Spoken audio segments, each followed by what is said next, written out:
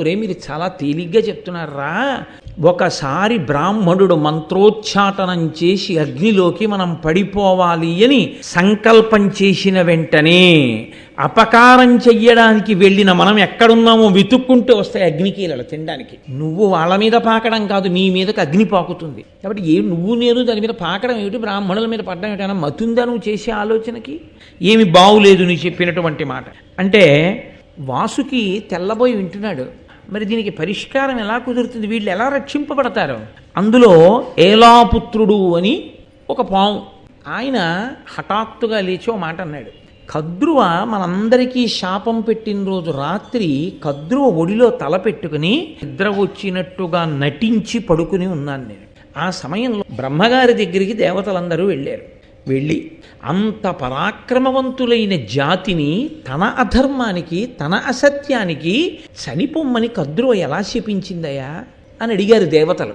అడిగితే వాళ్ళతో బ్రహ్మగారు అన్నారు, అసలు కద్రువ నోటి వెంట ఆ మాట వచ్చేటట్టుగా ప్రేరణ ఎందుకు చేశామో తెలుసా? పావును చూడగానే అసలు భయం. కాబట్టి జగత్తుకి అపకారం చేసేటటువంటి లక్షణం ఉన్నటువంటి ఆ పావులు, అటువంటి పావుల యొక్క పాపపు నడత నేను భరించలేకపోతున్నానని భూదేవి ఏడుస్తోంది. అందుకని అవన్నీ నశించిపోవాలి. అది దేవతలకి ప్రీతికరమే, పావులన్నీ నశించిపోవడం. కాబట్టి నువ్వేం బెంగపెట్టుకోకర్లా, అవి పోని. కానీ ఇందులో దేవతా సర్పములు కొన్ని ఉన్నాయి. అవి ఆ యాగంలో పడిపోకుండా ఒకానొకప్పుడు వాసుకి చెల్లెలైనటువంటి జరత్కారు వేరొక మునిశ్రేష్ఠుడైనటువంటి జరత్కారుని వివాహం చేసుకుంటుంది. ఇద్దరి పేర్లు జరత్కారే. వారిద్దరికీ కలిపి ఆస్తికుడు అనబడేటటువంటి ఒక ముని పుడతాడు.